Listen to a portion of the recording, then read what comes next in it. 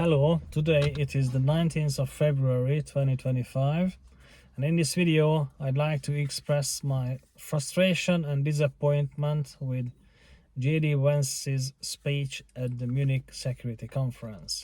He had this speech on 14th of February, Valentine's Day. Well, it wasn't a love letter for European leaders.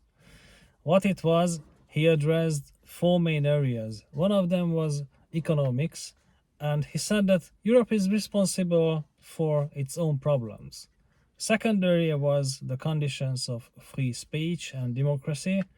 And yes, he criticized Europe for censoring social media content and for cancelling out the Romanian presidential election result, at least the first round of the election, because somebody who gained momentum via TikTok could win the first round, and it was unacceptable result for the mainstream European leaders, who are mostly left-wing liberals. But anyway, that's another problem.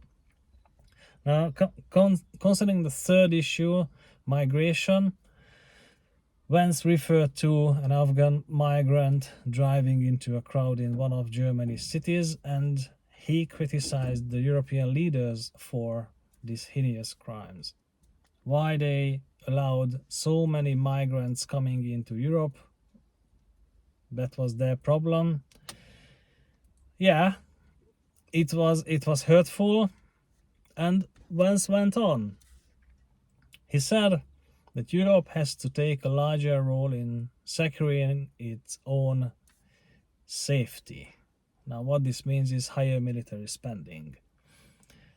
And immediately after his speech, the German Minister for Foreign Affairs, Boris Pistorius, said his speech was unacceptable. Now, I agree with this, but not for the reasons what Pistorius mentioned. I will come to that later.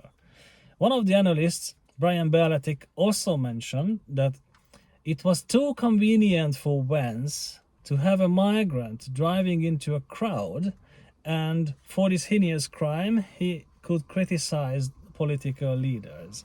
And Brian Berletic even mentioned the possibility that maybe the CIA had organized this crime, so Vance could make the reference to it. Now, Brian Berletic usually backs his arguments with strong references, so it has merits. But the conclusion for Brian Berletic is also that the speech was unacceptable. Now, what are the three reasons why I believe the speech was unacceptable? Economic crisis. Well, in terms of energy dependency and independency, Germany, the powerhouse of Europe's economy, is shutting down its own nuclear power plants. And regarding this, Vance mentioned Greta Thunberg and the green agendas that might have a large role in shutting down these nuclear power plants. However, it is just not true, because Germany has been shutting down its power plants earlier than Greta Thunberg appeared in world politics. In 2011, after the Fukushima nuclear disaster, Germany performed various stress tests on its own nuclear power plants. And the outcome of these tests was that the power plants were not safe in case a major earthquake occurred. This is why Germany is shutting down its own power plants. So referring to Greta Thunberg and allowing her to talk and making the connection to Europe's economic problems is quite unfair. Oh, by the way, Germany did quite a lot to diversify its own energy sources. That's why they constructed various pipelines to transit natural gas. Now, when the United States, have no doubt, it was the United States that blew up the Nord Stream 2 pipeline. I trust Seymour Hersh's opinion on this. Oh, maybe it is also the United States but that is responsible for Germany's and Europe's economic problems. Oh, Mr. Vance probably mention that next time. Oh, in the peace talks they want large portion of Ukraine's rare earth minerals. Good luck. What about paying some reparation for Germany after exploding the Nord Stream pipeline? How about that one, Mr. Vance? Okay, I talked about migration, fair. The second issue why I believe Vance was unacceptable is all of a sudden the conclusion is always that Europe has to increase its own military spending. And who is gonna profit from that? Isn't it the American weapons manufacturer? Or let's just call them the military industrial complex that is supporting Trump and even Vance? Oh, nice job, Mr. Vance. It is unacceptable anyway. Now, the third reason why I think it is unacceptable is that what came through JD Vance's speech was arrogance. He feels the power behind him, Trump and the military industrial complex's support, and that's why he believes that he can afford any tone against European leaders, who are actually much more benevolent than him, but that's another thing. And this is why Vance came through as an arrogant prick. Sorry, I can't find any better words to describe his behavior.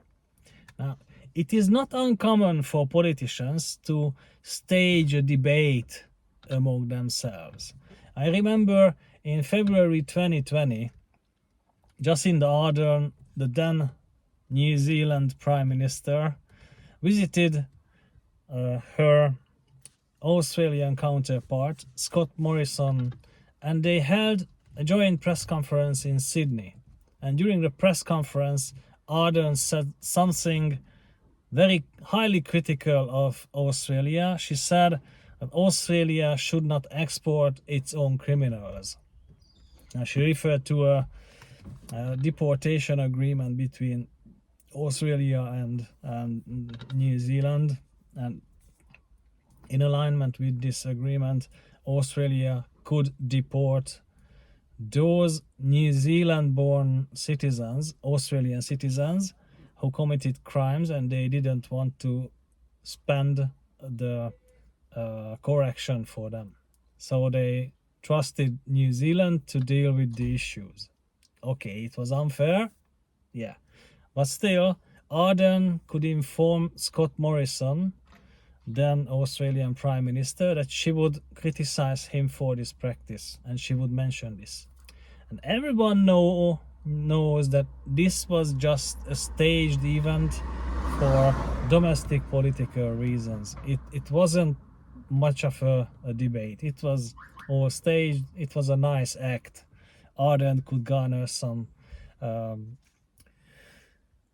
popularity at home, and that was the main point. Now, in terms of Vance's speech, this is the main difference. Even though he could garner some popularity at home, Trump anyway praised him for the speech, but it's impossible that he informed every participant at the conference about the content, what he was gonna say.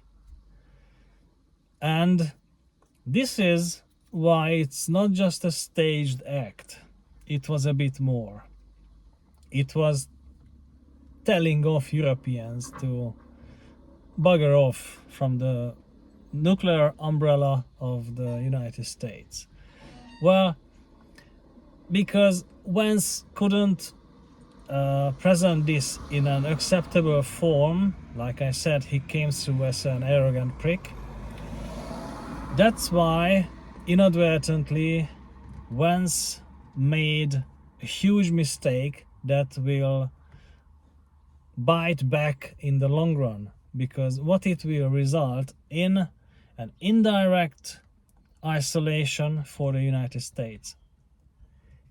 Europe is not gonna tolerate that the United States is doing whatever they want and they can count on Europe's help on principled basis. No.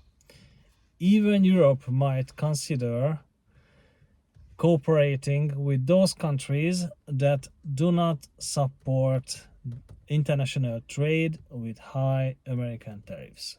So this is why Vance's speech was more unacceptable than any speech before. And I don't remember any American politician that would show up with such an arrogance before allied country leaders. No, you don't tell off your allies at a conference with such a gratitude. Or no, not gratitude. No, sorry. Gravitas. That was the word I was looking for. Unfortunately, Vance did this.